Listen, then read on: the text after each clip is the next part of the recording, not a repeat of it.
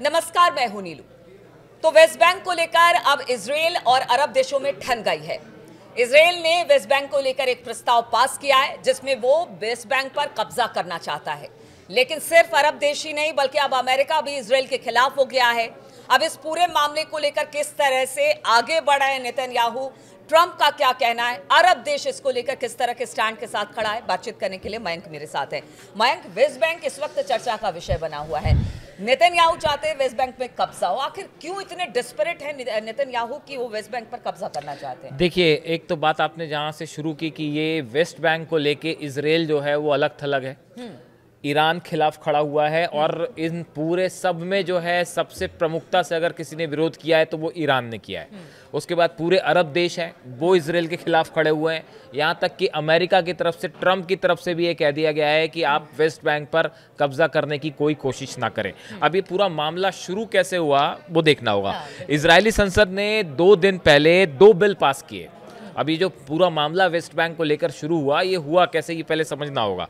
Israel ने जो है संसद ने 2 बिल पास किए जो वेस्ट बैंक पर इजरायली कानून लागू करने का रास्ता साफ करते हैं। यानी पूरे वेस्ट बैंक में इजराइल का संविधान लागू करने का उन्होंने रास्ता साफ करने की कोशिश की। पहला बिल पूरे वेस्ट बैंक पर संप्रभुता थोपने का प्रयास है। यानी इसका पहला बिल ये कहता है कि पूरे वेस्ट बैंक पे इजराइल का कब्जा हो जाएगा, वो इजराइल का हिस्सा बन जाएगा। दूसरा जो बिल है, दूसरा बिल जेरूसलम के पास माले अदुमिम सेटलमेंट को कवर करता है, जो एक और सेटलमेंट है जिसका नाम माले अदुमिम सेटलमेंट है। इस एरिया पर भी इजराइल का पूरा प्रभाव हो जाएगा कंप्लीटली। तो ये बिल पास हुआ। जैसे ही ये बिल संसद से पास हुआ, सबसे बड़ी बात है कि जेडी वेंस उस समय इजराइल में ही थे जब ये बिल पास हो रहा था। अमेरिका के उपराष्ट्रपति इजराइल में थे और जैसे ही ये खबर आई बिल पास होने की, उसके बाद जो है पूरे अरब देशों ने इसका विरोध किया। इजराइल के खिलाफ बयान आया, हम आपको बताएंगे किसने क्या कहा। ईरान की तरफ से बयान आया, ईरान की तरफ से कहा गया कि बात बहुत हो गई, अगर इस तरह की कोशिश इजराइल करता है तो इस बार उसको कड़ा जवाब देना होगा। अमेरिका की तरफ से, डोनाल्ड ट्रंप की तरफ से यहाँ तक कह दिया गया कि अगर इजराइल ने इस तरह का कोई कदम किया तो इजराइल के साथ दोस्ती खत्म। यानी इस मुद्दे को लेकर, वेस्ट बैंक को लेकर सब विरोध कर रहे हैं। देखिए, पहले अरब देशों की बात कर लें। नहीं, उससे पहले आप बयान पढ़िए। उससे पहले जरा ये बताइए वेस्ट बैंक को लेकर इतना डेस्परेट क्यों है, क्या वजह है, उसके बारे में भी जरा बताइए हमें, क्योंकि दर्शक। ये आपने बड़ा गूढ़ सवाल पूछ लिया। मैं सोच रहा था बाद में इसमें आऊंगा, पहले इसको बताइए। देखो, आपने है ना बहुत सारे एनालिसिस इस मुद्दे पे देख लिए होंगे, तो आपको ये भी पता होगा कि वेस्ट बैंक पे पहले से कब्जा करने की कोशिश है। और 1967 से 1967 में जो इलाके थे, जो कि फिलिस्तीनियों का इलाका था जिस पे कब्जा किया था इजराइल ने, वहाँ पे 3 लाख अब इजरायली सेटलर्स रह रहे हैं और संयुक्त राष्ट्र और अंतर्राष्ट्रीय कानून के मुताबिक ये अवैध है जिस तरह का कब्जा इजराइल ने किया हुआ है। लेकिन देखिए, इस समय आप खुद सोचिए एक बात को कि गजा को लेकर इस समय मामला सीज फायर के 2nd राउंड पर अटका हुआ है। पूरी दुनिया इस बात को समझती है, जानती है कि दिल पर पत्थर रख के जो है वो नेतन्याहू ने ये सीज फायर को एक्सेप्ट किया, क्योंकि ट्रंप दबाव बना रहे थे। वरना नेतन्याहू का 1% इंटरेस्ट नहीं था गजा में सीज फायर करने को लेकर। समझ रहे हैं आप? इस समय वेस्ट बैंक को लेकर ये प्रस्ताव पास करने के पीछे कई एक्सपर्ट जो कह रहे हैं, इजराइल की मंशा ये है कि इस कोशिश के चलते एक बार फिर हालात बिगड़ जाएं और सीज फायर वाली बात खत्म हो जाए। जो इसकी इनसाइड स्टोरी है, जो कई लोग बता रहे हैं, कई विदेश नीति के जानकार जो वॉर एक्सपर्ट्स हैं वो बता रहे हैं। और आप अगर खुद ध्यान से चीजों को एनालाइज करें, देखिए बहुत सारी चीजें ऐसी होती हैं जो ऊपर से कुछ और दिखाई दे रही है, अंदर से कुछ और है, इंटरकनेक्टेड है। तो ये वेस्ट बैंक का मामला है। देखिए, वेस्ट बैंक पे अगर किसी भी तरह का प्रस्ताव ये पास हो जाए कि भाई वेस्ट बैंक पे कब्जा करना चाह रहा है इजराइल, इस तरह की कोई ऑलरेडी फोर्सेज है वहां पे, कई इलाके में अंदर तक है, अगर इसको पूरी तरह से कब्जा करने की कोशिश करता है इजराइल, तो बड़ी साधारण सी बात है कि गजा में हालात फिर से खराब हो जाएंगे, एक बार फिर जंग वाली स्थिति आ जाएगी। क्या वाकई नेतन्याहू यही चाहते हैं कि किसी तरह का सीज फायर ना हो? जो प्लान था ओरिजिनली कि पूरा फिलिस्तीन पर कब्जा कर लिया जाए, फिलिस्तीनियों को वहां से हटा दिया जाए, ये प्लान फेल हो गया सीज फायर के चलते। और ये बड़ा झटका था, सेटबैक था नेतन्याहू और इजराइल के लिए। ऐसी सूरत में अगर वेस्ट बैंक को के चलते, देखिए आप अरब देश जो ये जितने अरब देश हैं ये सब के सब मीडिएटर थे गजा में, जो इन्होंने जो मध्यस्थता करवाई उसमें बीच में यही थे, कतर, इजिप्ट था, कतर था, ये देशों ने जो है मध्यस्थता करवाई। अब यही देश इजराइल के खिलाफ खड़े हैं वेस्ट बैंक को लेकर।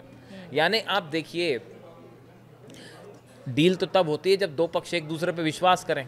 तो यहाँ हमास और इजराइल का एक दूसरे पे विश्वास करना तो दूर की बात है, जो मीडिएटर हैं वो बयान देखिए आप। मुस्लिम देशों ने कहा इजराइल की एक तरफा नीतियां क्षेत्रीय सुरक्षा को खतरे में डाल रही हैं। ओआईसी जो इनका ग्रुप है उनकी तरफ से कहा गया कि कब्जे वाले फिलिस्तीनी क्षेत्र गाजा, वेस्ट बैंक और पूर्वी जेरूसलम एक यूनिट है, एक अलग से जमीन है और इजरायलियों का इस पर कोई कानूनी दावा नहीं बनता। ये ओआईसी के, हाँ, तुर्की के विदेश मंत्रालय ने बिलों को जीरो बताया है। तुर्की का कहना है कि ये बिल जीरो है, उसने जीरो करार दिया है। जबकि कतर ने सबसे कड़े शब्दों में इसकी निंदा की है। कतर ने भी कहा कि ये आपका जो बिल है पूरी तरह से गलत है और ये फिलिस्तीन की ज़मीन है, इस पर कब्जा करने की कोशिश मत करिए।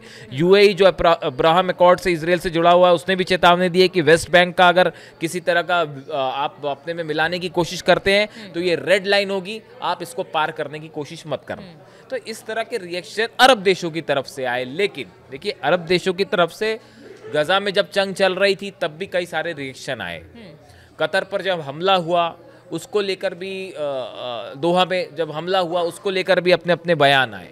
लेकिन ईरान की तरफ से अब एक बयान आया है और ईरान की तरफ से कहा गया है, Iran has urged the United Nations Islamic countries to take immediate and effective action to protect the historical rights and identity of the Palestinian people. The move, देखिए ईरान का कहना ऐसा है कि इस मुद्दे को लेकर अगर वेस्ट बैंक पे किसी तरह की मिलिट्री एक्सरसाइज करता है इजराइल, तो आप आलोचना बहुत हो गई और उसने अरब देशों से ये कहा है कि भाई आप मध्यस्थता की भूमिका में हैं तो आप इस पे फौरन कार्रवाई करिए, आप इसमें टाइम मत गवाइएगा।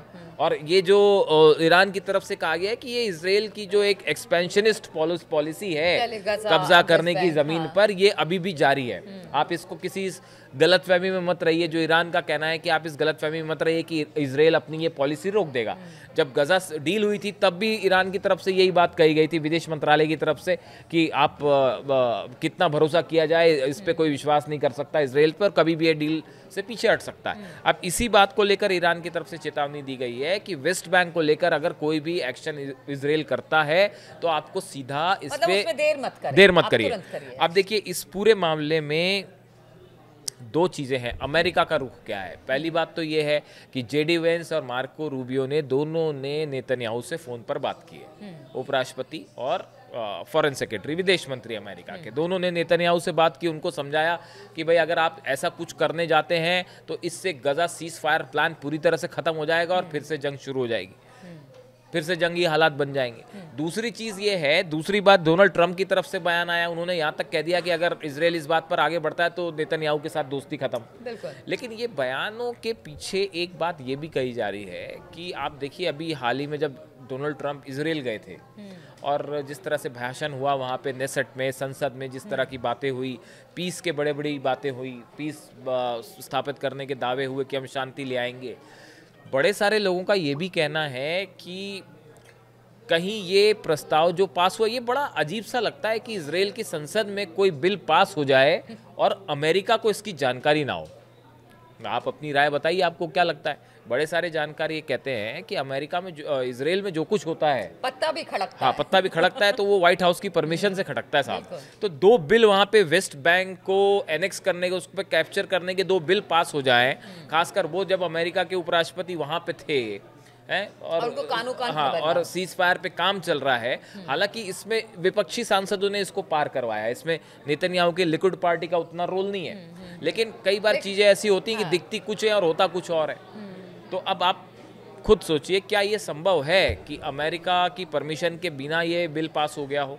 बड़े सारे लोग ये सवाल पूछ रहे हैं। ये बात मैंने इसलिए कही क्योंकि सोशल मीडिया पे हाँ, अब ट्रंप ने साफ कह दिया। अब इस सिचुएशन में क्या इजराइल, देखिए ये एक प्रस्ताव आगे तब बढ़ेगा जब नेतन्याहू गवर्नमेंट इसको ओके करेगी। अगर ओके नहीं करती है तो आगे नहीं बढ़ेगा। तो अब देखने की बात यह है कि आखिर इस मुद्दे पर आगे डेवलपमेंट कैसे होता है। लेकिन एक दो बातें साफ है, अगर वेस्ट बैंक को लेकर किसी तरह की कार्रवाई होती है तो उसका सीधा असर गाजा गाजा सीज फायर पर होने वाला है और जंग के हालात खत्म, फिर से सीज फायर के हालात खत्म और फिर से सीधी जंग शुरू, क्योंकि इसमें पूरा मिडिल ईस्ट इन्वॉल्व हो जाएगा। पूरा मिडिल ईस्ट इन्वॉल्व होगा और एक बार आप फिर देखेंगे कि पूरे मिडिल ईस्ट को कवर करेगा ये। और इसका वेस्ट बैंक का प्रभाव सिर्फ उतने एरिया तक सीमित नहीं होगा, अरब देशों का भी इसमें सवाल होगा।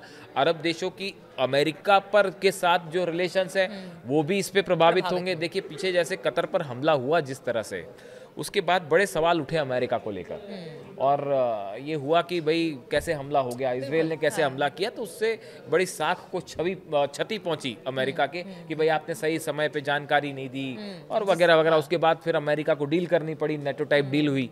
तो इन हालात में अब ये वेस्ट बैंक पर अगर किसी तरह की कार्रवाई होती है तो ये ना सिर्फ अमेरिका के लिए नुकसानदेह होगा, पूरे मिडिल ईस्ट के लिए, और सीज फायर खतरे में पड़ता दिखाई देगा, जिसका नतीजा एक बार फिर हालात जंग की तरफ बढ़ते दिखाई देते हैं। बिल्कुल। तो वेस्ट बैंक को लेकर नेतन्याहू की क्या रणनीति है, इस पर अरब देश क्या सोच रहे हैं, ट्रंप जो बयान दे रहे हैं वाकई क्या ऐसा ही है कि वो नहीं चाहते कि नेतन्याहू वेस्ट बैंक या फिर इजरायली सेना वेस्ट बैंक की तरफ आगे बढ़े? ये तो आगे आने वाला समय ही बताएगा कि इन स्थिति परिस्थिति में वेस्ट बैंक का होगा क्या स्थिति पहले से बेहतर होगी या नहीं तो फिर इजरायली सेना जिस तरह से वेस्ट बैंक में आगे बढ़ रही है क्या वो और आगे बढ़ेगी, किस तरह के हालात बनेंगे, इस पर लगातार हमारी नजर बनी रहेगी। आप बने रहिए हमारे साथ। शुक्रिया इस चर्चा में शामिल होने।